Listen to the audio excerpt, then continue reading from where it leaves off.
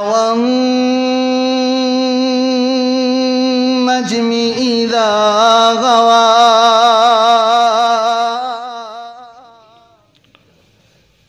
يا أيها الذين آمنوا اتقوا الله حق تقاته ولا تموتن إلا وأنتم مسلمون يا أيها الناس اتقوا ربكم الذي خلقكم من نفس واحدة وخلق منها زوجها وبث منهما رجالا كثيرا ونساء واتقوا الله الذي تساءلون به والأرحام إن الله كان عليكم رقيبا يا أيها الذين آمنوا اتقوا الله وقولوا قولا سديدا يصلح لكم أعمالكم ويغفر لكم ذنوبكم ومن يطع الله ورسوله فقد فاز فوزا عظيما أما بعد فإن خير الحديث كتاب الله وخير الهدي هدي محمد صلى الله عليه وسلم وشر الأمور محدثاتها وكل محدثة بدعة وكل بدعة ضلالة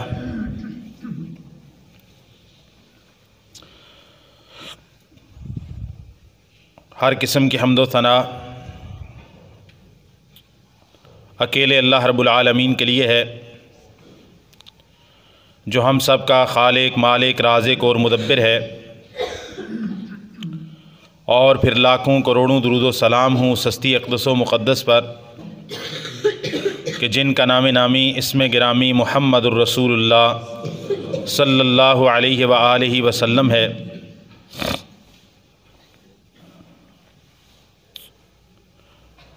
انسان کے دل میں جس طرح ایمان ہونا ضروری ہے، اسی ایمان کا ایک لازمہ ہے کہ انسان کے دل میں نافرمانی کرتے ہوئے، گناہ کرتے ہوئے یا گناہ کی طرف بہکتے ہوئے یا ویسے ہی ہر وقت اس کے دل میں اللہ تعالیٰ کا خوف موجود رہے، اللہ تعالیٰ کا ڈر اس کے دل کے اندر موجود رہے۔ اور جب اس بندے کے دل کے اندر اللہ تعالیٰ کا ڈر پیدا ہوگا، خوف پیدا ہوگا، تو اللہ تعالیٰ سے ڈرنے والا بندہ، اللہ تعالیٰ کا خوف رکھنے والا بندہ اللہ تعالیٰ کی نافرمانیوں کے قریب نہیں جائے گا، اس کے اندر خود احتسابی کا جذبہ پیدا ہوگا، وہ اپنا احتساب کرے گا، وہ اپنی اصلاح کی کوشش کرے گا۔ جو شخص اللہ تعالیٰ سے غافل ہو جائے، اللہ تعالیٰ کے عذابوں سے غافل ہو جائے، اللہ تعالیٰ کے ذکر سے غافل ہو جائے، اس کو کسی وقت بھی اللہ تعالیٰ کا خوف موجود نہ رہے، تو ایسا شخص گناہ کے قریب جائے گا، گناہ کرنے پر جری دلیر اور بہادر ہو جائے گا، کیونکہ جو چیز اس کو گناہ سے روکتی تھی وہ اللہ تعالیٰ کا خوف ہے، اللہ کا ڈر ہے کہ اگر میں نے یہ گناہ کیا، میں نے یہ عمل کیا تو اللہ تعالیٰ کی پکڑ آئے گی، اللہ تعالیٰ کی طرف سے آزمائش آئے گی۔ اگر اس دنیا کے اندر بچ گیا آزمائش سے، پکڑ سے، تو آخرت کے اندر اللہ تعالیٰ کے عذاب کا میں مستحق بنوں گا۔ جب اس کے اندر یہ چیز ختم ہو گئی تو اب کوئی چیز ایسی نہیں ہے جو اس کو گناہ کرنے سے روک سکے۔ لوگوں کی شرم و حیا ہو سکتی ہے، لیکن جب لوگ موجود نہیں ہیں، خلوت ہے، لوگ نہیں دیکھ رہے، تو واحد ایک چیز ہے جو بندے کو گناہ سے روکتی ہے، جو بندے کو نافرمانی سے روکتی ہے۔ رات کی تنہائی ہے، کوئی فرد و بشر دیکھ نہیں رہا، سن نہیں رہا، پاس نہیں ہے، لیکن وہ شخص گناہ کے سارے اسباب موجود ہونے کے باوجود وہ گناہ نہیں کرتا،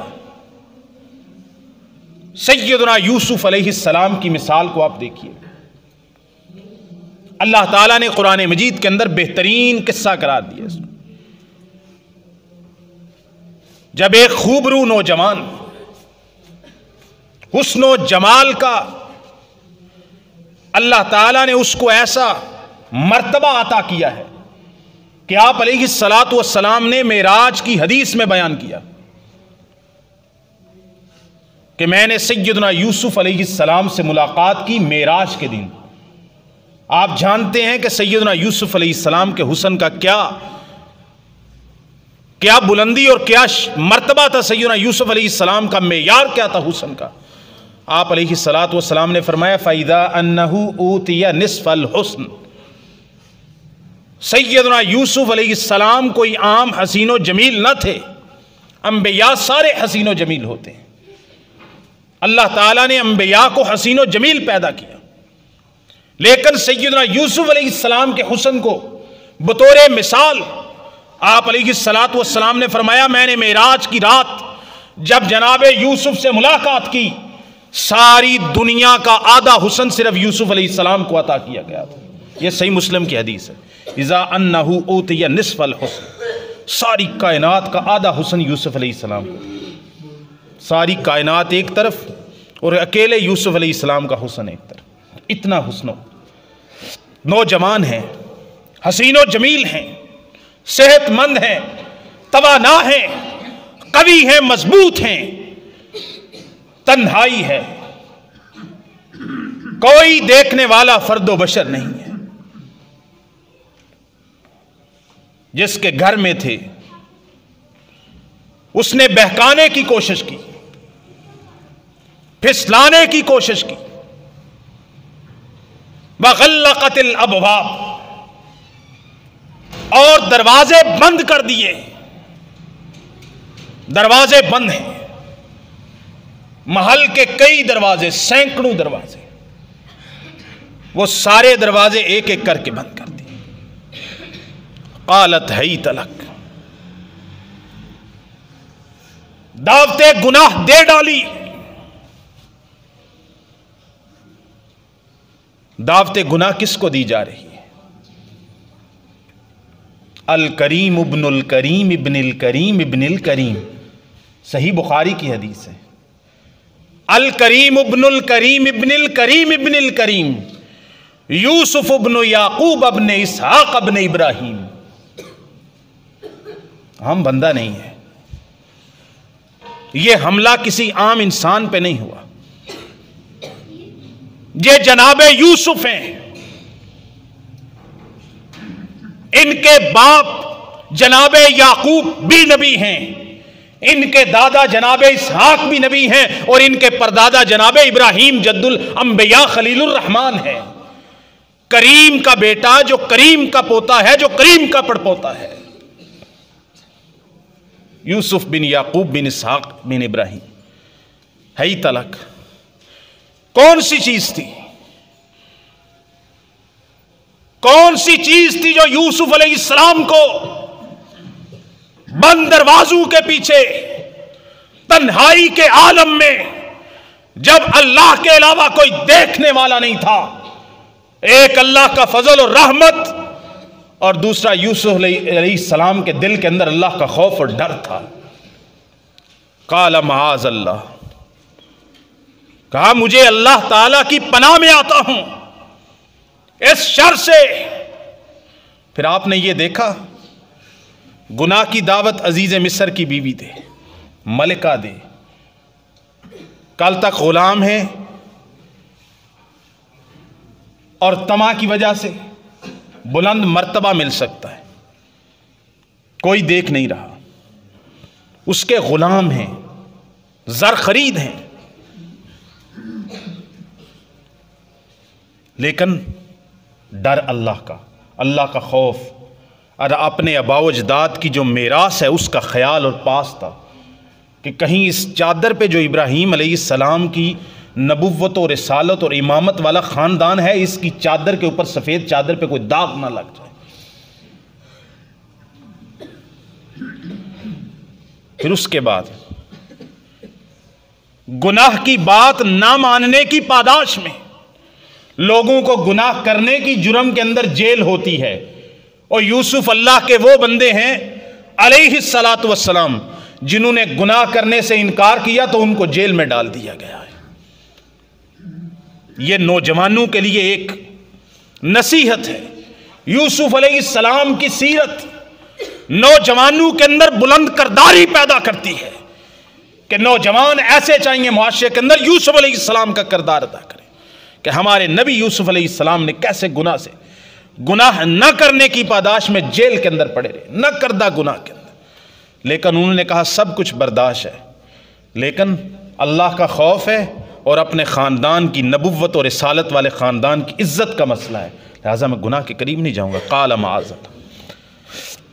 تو اس مثال دینے کا مقصد کیا ہے کہ بندے کے اندر اللہ کا خوف، اللہ کا ڈر، خود احتسابی پیدا ہو تو بندہ تنہائی کے اندر بھی گناہ نہیں کرتا، اکیلے بھی گناہ نہیں کرتا۔ یہ نہیں کہ بندہ صرف اور صرف، کئی لوگ ایسے ہوتے ہیں جو گناہ اس لیے نہیں کرتے کہ میری بڑی عزت ہے معاشرے کے اندر، میں نے یہ کام کیا، لوگ کیا کہیں گے، لوگ باتیں کریں گے، تو وہ اپنے آپ کو لوگوں کے سامنے صوفی بنا ہوا ہے۔ لیکن جب اس کو تنہائی کے اندر موقع ملے وہ گناہ سے باز نہیں آنے والا۔ ایسا شخص لوگوں کے ڈر سے گناہ لوگوں کے سامنے کرنے سے باز رہتا ہے، اللہ کے ڈر کی وجہ سے گناہ نہیں چھوڑتا ہے۔ اس کے دل کے اندر اللہ کا خوف موجود نہیں۔ اللہ کا خوف پیدا ہوتا ہے جب بندہ اللہ تعالیٰ کے سامنے روئے، گڑ گڑائے، اللہ تعالیٰ کے سامنے اپنی فریاد رکھے، اللہ تعالیٰ کے سامنے آنسو بہائے۔ اللہ تعالیٰ قرآن مجید کے اندر فرماتے ہیں افمن ھذا الحدیث تعجبون۔ قرآن مجید کے اوپر اللہ تعالیٰ فرماتے ہیں کیا تم اس بات قرآن مجید سے، کیا تم اس حدیث قرآن مجید سے تعجب کرتے ہو؟ وَتَضْحَكُونَ وَلَا تَبْكُونَ، اور ہنستے زیادہ ہو روتے نہیں ہو۔ ہنسنے کی عادت کو چھوڑو، رونے کی عادت کو اپناؤ۔ وَتَضْحَكُونَ وَلَا تَبْكُونَ، قرآن مجید جیسی اللہ تعالیٰ کی بات سے تعجب کرتے ہو، انکار کرتے ہو اور ہنستے ہو، ہر وقت کھلکھلاتے ہو، ہنستے ہو، کہے لگاتے ہو، اور اللہ تعالیٰ کا دل میں خوف پیدا کر کے روتے نہیں ہو۔ وَتَضْحَكُونَ وَلَا تَبْكُونَ، روتے نہیں ہو۔ نبی پاک صلی اللہ علیہ وسلم نے فرمایا سبعۃ یظلھم اللہ فی ظلہ یوم لا ظل الا ظلہ، سات طرح کے افراد ایسے ہوں گے قیامت کے دن جب سورج 1 میل پر قریب کر دیا جائے گا، اللہ کے دیے گئے سائے کے علاوہ کوئی سایہ نہیں ہوگا۔ 7 قسم کے لوگ ایسے ہوں گے جنہیں اللہ تعالیٰ اپنا سایہ عطا فرمائیں گے، جس دن اس کے دیے گئے سائے کے علاوہ کوئی سایہ نہیں ہوگا۔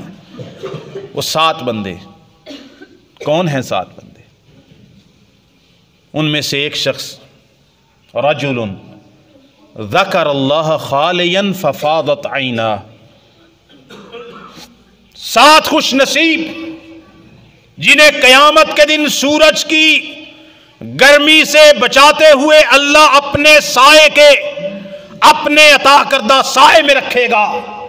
ان 7 میں سے ایک خوش نصیب آدمی وہ ہے رجل ذکر اللہ خالیا ففاضت عیناہ، وہ شخص جس نے تنہائی کے عالم میں اپنے رب کو یاد کیا اور اس کی آنکھوں سے آنسو بہ پڑے۔ ذکر اللہ خالیا ففاضت عیناہ، خلوت کے اندر تنہائی کے عالم میں مالک کا ذکر آیا، اپنے رب کو یاد کیا، رب کا ذکر کیا، رب کی نعمتوں کو یاد کیا، رب کے عذاب اس کے ذہن میں آئے، اللہ تعالیٰ کی عظمت کو دیکھا، اس کی آخرت کو دیکھا، اس کی آنکھوں سے ففاضت عیناہ، اس کی آنکھ سے قطرہ بہ پڑا آنسو کا، اس کی آنکھیں بہ پڑیں۔ یہ ان 7 خوش نصیبوں میں ہے جو تنہائی میں اللہ کو یاد کر کے رونے والا ہے۔ یہ ان 7 خوش نصیبوں میں ہے جنہیں کل قیامت کے دن اللہ تعالیٰ اپنا سایہ عطا فرمائے گا۔ اور یوسف علیہ السلام کی سیرت پر چلتے ہوئے دوسرا بندہ بھی انہی لو 7 لوگوں میں موجود ہے. وَرَجُلٌ دَعَتْهُ امْرَأَةٌ ذَاتُ مَنْصِبٍ وَجَمَالٍ فَقَالَ إِنِّي أَخَافُ اللَّهَ. انہی 7 میں سے وہ شخص بھی شامل ہے, وہ نوجوان بھی شامل ہے, وہ آدمی اللہ سے ڈرنے والا بھی موجود ہے انہی 7 خوش نصیبوں میں, جس کو کسی بڑے خاندان کی حسن و جمال والی عورت نے گناہ کی دعوت دی. اس نے یہ کہہ کے اس عورت کی دعوت کو ٹھکرا دیا, کہا انی اخاف اللہ, میں اللہ سے ڈرتا ہوں, مجھے اللہ کا خوف آتا ہے, لہذا میں تیری گناہ کی دعوت کو قبول نہیں کر سکتا. یہ ان 7 خوش نصیبوں میں ہوگا. اس نے دنیا کے اندر بڑے بڑے مقام والی کسی عورت جو دنیاوی اعتبار سے مال والی, دولت والی, منصب والی, حسن و جمال والی, اس کی دعوت کو ٹھکرا دیا. اس نے دنیا میں اس کی دعوت کو ٹھکرایا, اللہ تعالیٰ نے اس کے مقابلے کے اندر اس کو عرش کا سایہ عطا فرما دیا. کس موقع پر؟ انی اخاف اللہ, مجھے اللہ کا ڈر آتا ہے. کئی ایسے مواقع ہیں, آپ نے وہ واقعہ دیکھا ہے, اللہ کا ڈر جب پیدا ہو جائے نا تو لمحوں کی بات ہوتی, لمحوں کی بات. صحیح بخاری کے اندر جو واقعہ آتا ہے کہ ایک شخص, جو 3 افراد ایک پہاڑ کی غار میں پتھر گرنے کی وجہ سے پھنس گئے تھے. 3 افراد, پہلے لوگوں کا واقعہ رسول اللہ صلی اللہ علیہ وسلم نے بیان کیا. وہ دعائیں کرنے لگے. وہ آپ کے واقعہ ذہن میں ہے, بہت دفعہ آپ نے پڑھا بھی ہے, سنا بھی ہے, اسکول کی ابتدائی کتابوں میں بھی موجود رہا ہے. آپ تو موجود پتہ نہیں ہے. آپ جس طرح نصاب کا جو حشر کر رہے ہیں تو اب میں یقین سے نہیں کہہ سکتا, لیکن ہم نے بہرحال 3ری کلاس کی اردو کی کتاب میں وہ پڑھا ہوا ہے. جب ان کو اپنی موت سامنے نظر آنے لگی, انہوں نے کہا اللہ تعالیٰ سے کوئی نیکی اپنی یاد کرو, دعا کرو اور اپنی کسی نیکی کو یاد کرواؤ, یا اللہ میں نے تیری رضا کے لیے عمل کیا تھا. ایک بندے نے کہا والدین کی ساتھ حسن سلوک کا واسطہ دیا.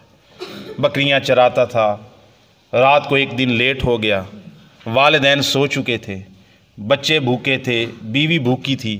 میں نے والدین کو اپنے ماں باپ کی خدمت اور دودھ پلائے بغیر میں نے اپنے بچوں کو کھانا نہیں دیا ہے.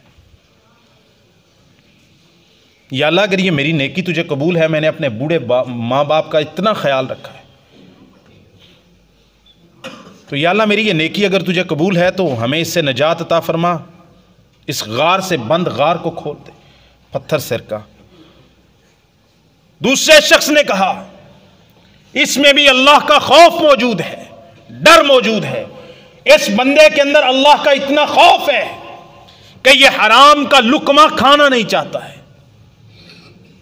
یہ کاروباری حضرات کے لیے, تجار کے لیے, تاجروں کے لیے اور ان لوگوں کے لیے جو اپنے نیچے ملازمین کو رکھتے ہیں, یہ ان کے لیے نصیحت ہے. یہ واقعہ بند غار بھی کھل جاتے ہیں جب مالک اپنے مزدور کے ساتھ ناانصافی نہ کرتا ہو, اس کا حق نہ کھاتا ہو. اس واقعے سے سیکھیں. دوسرے بندے نے کہا یا اللہ تو جانتا ہے کہ میں نے ایک اجرت پر مزدور رکھا تھا. جب اس نے اپنی مزدوری کا کام مکمل کر لیا, اس کے ساتھ تھوڑے سے 2 کلو 4 کلو چاول, مونجی, دھان کی فصل, وہ اس کے ساتھ اجرت کے طور پر طے ہوئے تھے کہ میرا کام مکمل کر دے, اتنے چاول اتنی مونجی میں تمہیں اجرت کے اندر دوں گا. جب اس نے اپنی مزدوری کو مکمل کر لیا, کام مکمل ہو گیا, مزدور میرے پاس آیا, میں نے اس کو اجرت دی, پوری دی, لیکن وہ کسی بات پہ ناراض ہو گیا اور لینے سے انکار کر دیا اور چلا گیا.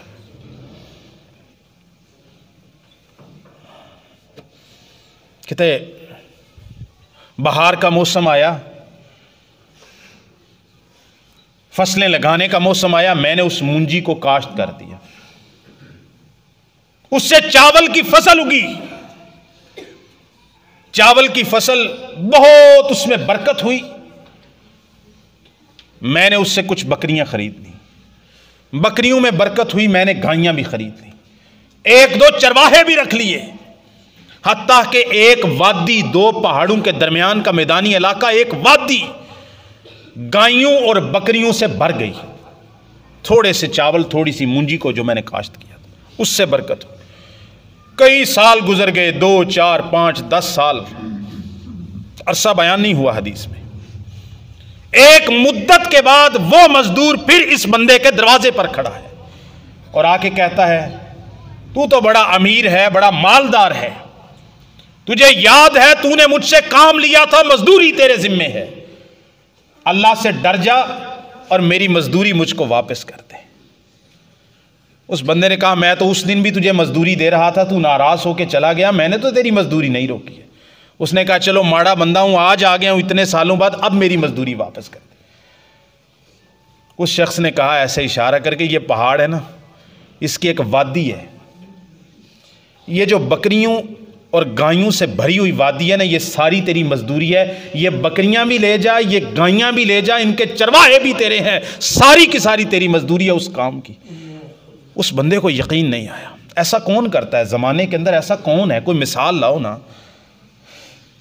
اس نے کہا پہلے تو نے اتنے سال سے میری مزدوری ظلمن روک کے رکھی، آج میں آیا ہوں تو غریب ماڑے بندے کے ساتھ مذاق کرتے ہو۔ اس نے کہا میں اللہ کی قسم مذاق نہیں کر رہا، یہ گائیاں، یہ بکریاں، یہ وادی بھری ہوئی اور اس کے چرواہے، یہ تیری مزدوری ہے، تیری مزدوری کے چاولوں کو، منجی کو میں نے اگایا تھا، اس سے یہ برکت ہوئی ہے، یہ میری نہیں ہے، یہ تیری ہے، میں تو آج تک اس کی رکھوالی کر رہا تھا تیرے لیے۔ ایسا کون کرتا ہے؟ مزدوری طے ہوئی تھی، منجی 1 ٹوپا 2 ٹوپے، 10 سال بعد بھی آئے تو قانونی اور شرعی اعتبار سے تو اس کو 1 ٹوپا 2 ٹوپے ملنے چاہیے۔ شریعت تو پابند نہیں کرتی، قانون پابند نہیں کرتا، لیکن اس بندے کا تقویٰ دیکھیں آپ، اس بندے کا خوف دیکھیں، اس بندے کے ساتھ، اپنے مزدور اور ماتحت کے ساتھ اس نے سلوک کو دیکھیں۔ اس نے یہ نہیں دیکھا کہ قانون کیا کہتا ہے، شرع کیا کہتی ہے، کہ 1 ٹوپا 2 ٹوپے منجی طے ہوئی تھی، 10 سال بعد بھی اتنی ہی ملے گی، اس پر کوئی قدغن نہ آتی، کوئی حرام نہ ہوتا، لیکن اس نے کہا مجھے اللہ سے ڈر آتا ہے۔ اس نے بکریاں اور گائیاں سینکڑوں کی تعداد میں اس کے حوالے کر دی۔ اس نے کہا یا اللہ میں نے تیری رضا کے لیے کام کیا، تجھے قبول ہے تو میری پتھر سرکہ نکلنے کی گنجائش نہیں ہے۔ اب تیسرے بندے کا آپ خوف دیکھیں، تیسرا بندہ، اس نے کہا یا اللہ تو جانتا ہے کہ میرے چچا کی بیٹی تھی، میں اس سے بہت محبت کرتا تھا اور اس سے شادی کرنا چاہتا تھا، میں نے بہت کوشش کی لیکن میرے چچا نے منع کر دیا اور اس نے مجھے کہا کہ اتنا حق مہر لے کے آؤ تو شادی کروں۔ میں نے محنت کی، مزدوری کی، دن رات ایک کیا، کمائیاں کی، لیکن کوشش کے باوجود میں وہ حق مہر کی قیمت پوری نہ کر سکا۔ شیطان کا غلبہ ہوا، میں اس لڑکی کے پاس گیا، دوشیزہ کے پاس، میں نے اس کو پکڑا، گناہ کرنے کے لیے تیار ہو گیا۔ جب وہ شخص کہتے اللہ، جب میں اس کی 4 شاخوں کے درمیان بیٹھ چکا تھا، اس عورت نے کہا اے بندے اتق اللہ، اے بندے گناہ نہ کر، بدکاری نہ کر، میں ایک پاک دامن لڑکی ہوں، میں نے اپنی عزت کو آج تک سنبھال کے رکھا ہے، اتق اللہ، اللہ سے ڈر جا، اللہ کا خوف کر اور گناہ نہ کر، اللہ تعالیٰ کے بارے میں خیانت نہ کر اس معاملے کے اندر۔ کہتے ہیں یا اللہ عین وقت گناہ میں جب لمحوں کی دیر ہو جاتی تو میں گناہ کر پڑ جاتا، میں گناہ کر چکا ہوتا۔ اس وقت مجھے اس عورت نے کہا اللہ سے ڈر جا، یا اللہ مجھے تیری یاد آ گئی، میں نے وہیں پر چھوڑا اور گناہ کا ارادہ ترک کر دی۔ اب اندازہ کریں ذرا اس بات سے، اس نوجوان کے آپ جذبات کا اندازہ کریں جو اس عورت سے شادی کرنے کے لیے مرا جا رہا ہے اور محنت مزدوری کر رہا ہے۔ اچھا، اس سے ایک یہ بات بھی معلوم ہوتی ہے، جب شادی کریں تو شادی کو آسان کرنا چاہیے، ایسی شرطیں شادی کے لیے نہیں رکھنی چاہیے کہ نوجوان برائی کی طرف چلا جائے۔ اس کے چچا کی ایک غلطی تو تھی نا کہ جتنا اس کے پاس استطاعت تھی اتنا حق مہر اس سے طلب کرنا چاہیے تھا. حق مہر طلب کرنا لڑکی والوں کی کوئی اجازت ہے, ان کا حق ہے, وہ حق مہر طلب کر سکتے ہیں. ہمارے معاشرے کے اندر حق مہر کے اوپر جا کے ساری شرمیں شروع ہو جاتی ہیں. کہتے حق مہر کنا رکھنا ہے, کہتے جنی تہاڈی مرضی رکھ دو. اسی ہوں حق مہر دسیے تو سانو شرم نہیں آئے گی. دسو تسی دھی ہے, تسی پالی ہے بچی, تسی 20-22 سال وہ خدمت کی ہے, تسی لکھاں کروڑاں روپے خرچ کیتے نے وہ, تو پھر پیسے تہاڈے بھی نہیں اس دھی دے نے, تو تہانوں کی مسئلہ ہے؟ اتنے تہاڈی جناب اگر جو بندہ آ رہا ہے لے کر, اب اس سے بھی کسی کو ناراضگی نہ ہو جائے, میرا دل کرتا ہے نکاح کے موقع پر میں اس طرح کی باتیں کروں, پھر میں کہوں گا لڑکے والے بھی اور لڑکی والے کے کیا کہیں گے کہ بھائی مولوی صاحب نکاح کے موقع پہ یہ باتیں کر رہے ہیں. میں سوچتا ہوں کہ نکاح کے علاوہ کبھی نکاح کے مسئلے بیان کروں تو اس پہ میں نصیحت کروں لڑکے والوں کو بھی. اللہ کے بندو, جو دلہے نے آپ کا دلہا پہن کے گیا ہے, 50,000 کی اس نے شیروانی پہنی ہوئی ہے, اور لڑکی کے لیے جو آپ لہنگا لے کے آئے ہیں وہ ₹1,00,000 کا آپ کا لہنگا ہے, اور حق مار باندھتے وقت کہتے ہیں 5,000 روپیہ باندھ دیو. تو انہوں حق مار دی اہمیت دا پتہ نہیں کہ حق مار کی چیز ہے. نہ برات کی کوئی اہمیت ہے, حتیٰ کہ جو مولوی صاحب خطبہ دیتے ہیں جس نکاح پڑھانے کے لیے آپ ہمیں بلاتے ہیں, اگر وہ خطبہ نہ بھی ہو تب بھی نکاح ہو جاتا ہے. حق مار کے بغیر نکاح نہیں ہوتا. اس حق مار کو ایک کاغذی, بس لکھنا جو ہے نا ایک کاغذی کام سمجھا ہوا ہے. تو میں کہتا ہوں اللہ نے دیا ہے حق مار, اچھا باندھے. اس لڑکی کو ساری زندگی کے لیے اس نے اپنے حرم کے اندر لینا ہے, اس کو اتنا مال دے کہ جس کے اندر وہ عورت تمنگر ہو جائے, مالدار بن جائے. بہرحال اس بندے نے گناہ کا ارادہ ترک کر دیا. کس لیے؟ اللہ تعالیٰ دیکھ رہا ہے. ایسے بہت سارے واقعات. مضمون یہ ہے کہ اللہ تعالیٰ کا خوف اپنے دلوں میں ہم پیدا کریں. اللہ تعالیٰ کے ڈر کی وجہ سے تنہائی کے اندر اللہ کو یاد کر کے آنسو بہائیں. اگر تنہائی کے عالم میں رب کو یاد کر کے آنسو بہا لیے, اللہ کی قسم ہے اللہ ہمارے پچھلے گناہ بھی معاف کر دے گا, اور اللہ تعالیٰ کل قیامت کے دن اپنے عرش کا سایہ بھی عطا فرما دے گا. پیارے حبیب صلی اللہ علیہ وسلم جو ساری کائنات کے امام ہیں, معصوم عن الخطا ہیں. ہماری کیا جرت ہے, ہمارا کیا مقام ہے, ہم گناہگار سیاکار لوگ ہیں. صحابی بیان کرتے ہیں پیارے حبیب صلی اللہ علیہ وسلم جب رات کی تنہائی میں تہجد کی نماز پڑھتے, آپ علیہ الصلاۃ والسلام رب کا قرآن پڑھتے, آپ علیہ الصلاۃ والسلام کے سینے سے اس طرح آوازیں اٹھتی رونے کی, عزیز کا عزیز المرجل. آپ ایسے روتے, آنسو بہاتے, اور آپ کے سینے سے آواز اٹھتی جیسے ہنڈیا کو چولہے پہ رکھ دیا جائے تو اس سے ابلنے کی آواز آتی ہے. آپ کا سینہ رونے سے ابل رہا ہوتا ہنڈیا.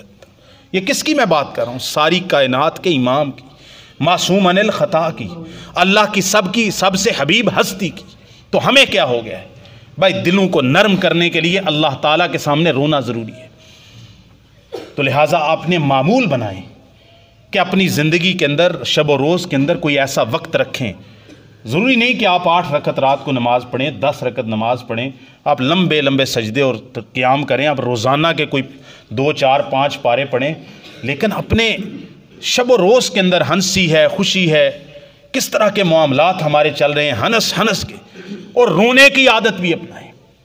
رونے سے جہنم کی وہ آگ ہے کہ سارے دنیا کے گلیشیئر اگر جہنم کی آگ میں ڈال دیے جائیں, جہنم کی آگ بجھتی نہیں ہے, لیکن جہنم کی آگ بندہ مومن کے آنکھ سے ایک مکھی کے سر کے برابر.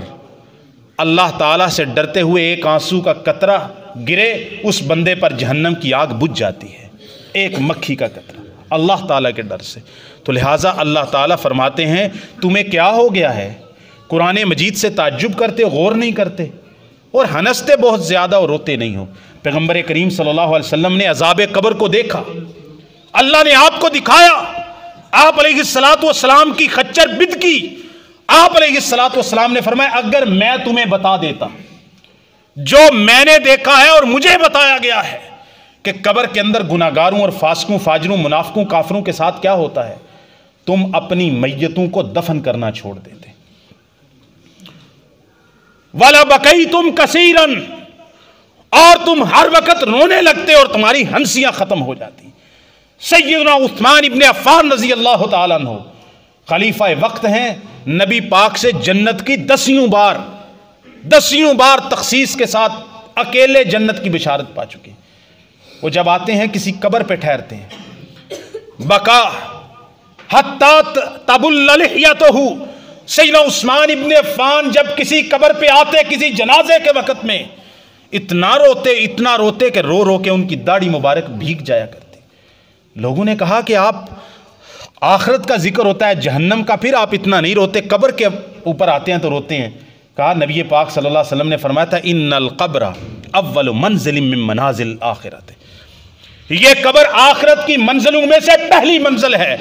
اگر یہاں پہ پھنس گئے تو آگے تنگی ہی تنگی ہے آخرت کے اندر. اگر یہاں قبر کے اندر آسانی ہوگی تو پھر آخرت کے اندر بھی اللہ تعالیٰ کے سامنے قیامت کے دن بھی آسانی ہوگی. لہٰذا رونے کی عادت اپنائیں، اللہ کا خوف اپنے دلوں میں پیدا کریں. اگر ہمارے دلوں میں اللہ کا خوف پیدا ہوگا ہم گناہ سے بچیں گے. سیدنا یوسف علیہ السلام کا نوجوان کردار ادا کریں اور یوسف علیہ السلام کی سیرت پہ عمل کریں. اور ایسے ہی صحابہ اور ایسے ہی نوجوانوں کی جس کی واقعہ ہم نے صحیح بخاری میں بیان کیا، غار میں پھنسے، ایسے نوجوانوں کا کردار ادا کریں تو اللہ تعالی ہمارے معاشرے کی اصلاح فرما دے گا. ورنہ ہمارا معاشرہ بہت تباہی کی طرف اور افراتفری کی طرف، فحاشی اور یانی کی طرف اور بالکل گناہ کی طرف جا رہا ہے، بغاوت کی طرف جا رہا ہے. اس معاشرے کو واپس لانے کا یہی طریقہ ہے کہ نوجوانوں کے دلوں کے اندر یہ بات بٹھا دی جائے کہ اللہ کا ڈر اپنے دل کے اندر پیدا کر لو. ماں دیکھ رہی ہے نہیں دیکھ رہی، باپ دیکھ رہا ہے نہیں دیکھ رہا، بڑا بھائی دیکھ رہا ہے نہیں دیکھ رہا، استاد دیکھ رہا ہے نہیں دیکھ رہا، کوئی شخص بھی نہیں دیکھ رہا، اللہ تو دیکھ رہا ہے. اللہ کا ڈر اپنے دلوں کے اندر پیدا کر لیں، انشاءاللہ آپ ہر طرح کے گناہ سے اپنے آپ کو بچا لیں گے. وما توفیق النجم اذا غوا